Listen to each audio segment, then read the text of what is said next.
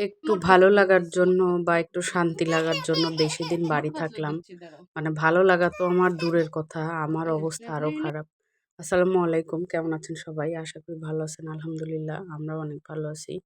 এই যে ১ম এ যখন বাড়িতে আসছিলাম, আমার মেয়েটা কত সুন্দর দৌড়াদৌড়ি, খেলাধুলা সবকিছুতে ঠিকঠাক ছিল।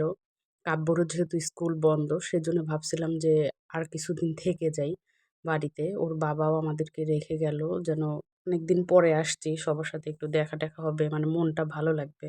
একঘেয়েমি জীবনযাপন করি যেহেতু। তো এইজন্যই আসলে থাকা। ওরাও সুন্দর মতোই ছিল। আমিও আসলে বুঝি নাই যে এই অবস্থা হবে। না হলে তো মানে থাকতামও না, চলেই যাইতাম। আসলাম, একসাথে খেলাধুলা করত। মানে দৌড়াদৌড়ি, ছুটাছুটি, একমাত্র ঘুম ব্যতীত ও মানে একটুও স্থির ছিল না।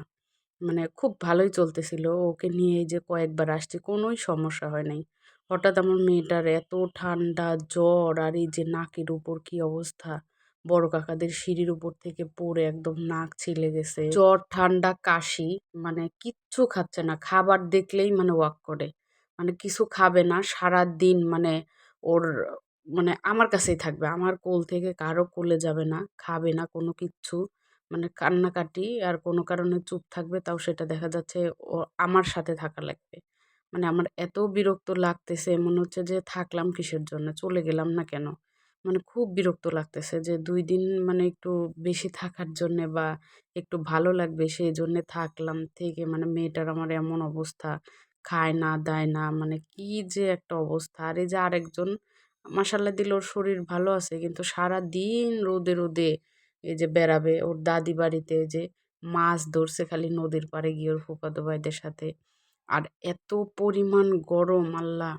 মানে সকাল থেকে রোদ যখন ওঠে তখন মনে হয় যে একদম কি যে অবস্থা!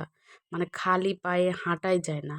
এত রোদ বাইরে, মানে প্রচণ্ড রোদ, গরম, মানে বাবুর মনে হয় এই বেশি গরম থেকে ওর ঠান্ডা গরমটাই লেগে গেছে। যার কারণে এই যে মানে এই জ্বর ঠান্ডাটা হইছে, আসলে বুঝলাম না কি থেকে আসলে কি হইল। এই যে মা আবার বাইরে গেছে খালি পায়েই। মানে বালি এত গরম, মানে পা দিতে পারতেছে না। আমার কাছে যে আবার স্যান্ডেল চাচ্ছে। পরে আমি যে বেলকনি দিয়ে মার স্যান্ডেল দিয়ে দিলাম। মানে খালি পায়ে হাঁটাই যায় না। বালি প্রচণ্ড গরম। মানে চৈত্র মাসের রোদ বলে কথা। পুরো একদম মানুষের পুরা চাঁদি ফাটে। তো এইভাবেই আরকি চলতেছে। চলে যাবো। থাকতে চাইছিলাম আরো কিছুদিন, থাকবো না। চলে যাবো। আর কালকে রাতে ঝড় হইছে। মানে ঝড়ে এই দেখেন এই যে কি অবস্থা! এমন ঝড়! আর এই ঝড়ে একটু হইল কি না হইল কারেন্ট নেই। মানে বাতাসের পরে কি গরম! তো ঠিক আছে, সবাই ভালো থাকবেন। ধন্যবাদ।